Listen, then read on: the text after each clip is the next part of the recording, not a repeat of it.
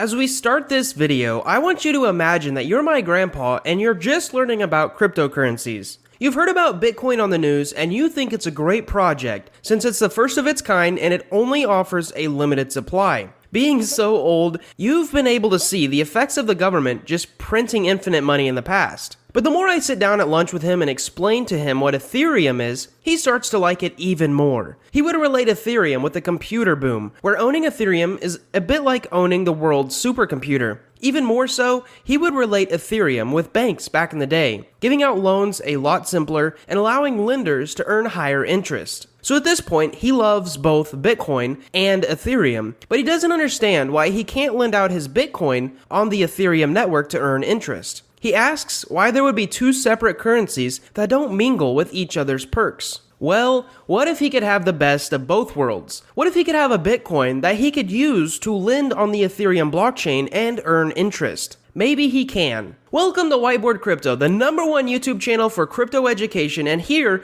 we explain the topics of the cryptocurrency world using analogies, stories, and examples so that you can easily understand them. In this video, we are going to explain what the REN protocol is, how it works, and why it's important for the future of decentralized finance. Let's dig in. The REN project's main goal is to provide access to inter-blockchain operability by allowing trustless over-the-counter trades. That may have been very confusing, but what it means is they want to try to be a bridge between a bunch of blockchains without you having to trust someone with your funds. So we've actually already created a video on how blockchain bridges work. They are bridges that allow you to move funds from one blockchain to another blockchain. However, standard blockchain bridges are used specifically for blockchains that already have smart contracts and the inherent ability to create tokens on their network. Bitcoin, for example, does not have smart contracts, so it cannot be moved to the Ethereum or Solana networks with a standard blockchain bridge. So how does REN do it? REN works as a bridge between two cryptocurrencies to bring a coin without smart contracts to another coin's network that does have smart contracts. That way you can do more with it. Right now, REN can bring Bitcoin,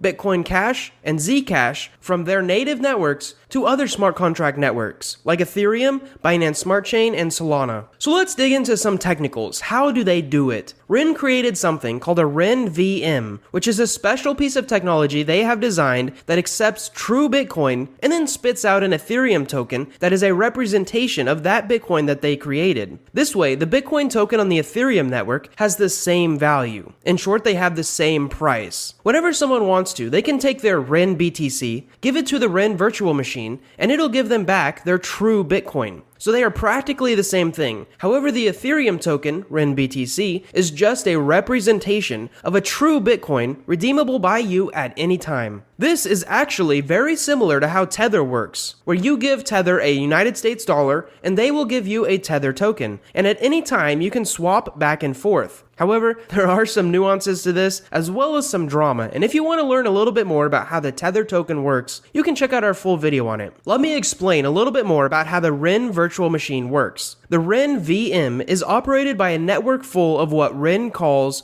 dark nodes. In reality, these are very similar to Bitcoin miners and Ethereum miners that participate in the network to add security and confirm transactions. In fact, they are called dark nodes because the people running them cannot actually see how much cryptocurrency is being converted in the virtual machine or how much is validated. And even more so, they cannot see where it is being sent. The way that this happens secretly is actually pretty complicated, but they use an algorithm called Shamir's secret sharing algorithm if you want to look it up. If you're quite curious, we could explain it here on the channel, but it's very technical and we need a decent amount of comments inquiring about it. Anyone can become a renVM miner, or technically a validator, as they do use the proof-of-stake consensus model. However, you must lock up 100,000 REN tokens, which actually is a decent sum of money at the moment. Because of this, REN's largest downfall is probably centralization, and not in the traditional way where one company controls all of the decisions, but in the way that there are only around 2,000 dark nodes online, and that a small portion of those dark nodes actually do a large majority of the work. With that being the largest downfall, let's go over some of the benefits of the REN virtual machine. The first benefit is security. Instead of going through an exchange, which you technically would have to trust that the exchange won't steal your funds, and then would actually give you tokens that you want wanted to? renBTC is trustless and performed through code, not people. Another pitfall that you don't have to worry about is a central company creating a ton of free renBTC for themselves. Similarly to how Tether works, which technically the Coinbase, Gemini, and Binance stablecoins could all print more free stablecoins for themselves if they wanted to. An alternative to renBTC is wrappedBTC, which is a company that requires you to give them your social security number, profile pics, all the KYC info that you might want to keep private. Along with this, Wrapped Bitcoin holds their Bitcoin in a company called BitGo, which is a company operated by people not immune to theft. However, renBTC is essentially ran by code, avoiding all of these problems. The second benefit you get from using renBTC is being anonymous. In terms of taxes, I do not think the IRS has thought about and then approved a way for you to explain how you traded your Bitcoin for Ethereum through a network. Supposedly, I guess you would say that you bought renBTC and then sold a true Bitcoin, although technically you still own the true Bitcoin. The idea here is, what would you tell them? If you're a tax professional, or maybe a tax hobbyist, you should let us know in the comments below. In short, you can trade your Bitcoin for an Ethereum token without having to explain yourself. You also do not have to pay taxes based on government records or answer any questions. Moving on, let's talk about updates to the system, because right now, Ren works on a few blockchains like Ethereum, Polkadot, Binance Smart Chain, and Solana. However, they have not created a system to swap all of these tokens together. In the future, they want to allow you to swap your renBTC from the Ethereum network to the Binance Smart Chain networks easily. Right now, what you must do is take your Ethereum renBTC token, redeem it for a true Bitcoin, and then give it back to the Ren VM and tell it you want it on the Binance Smart Chain version.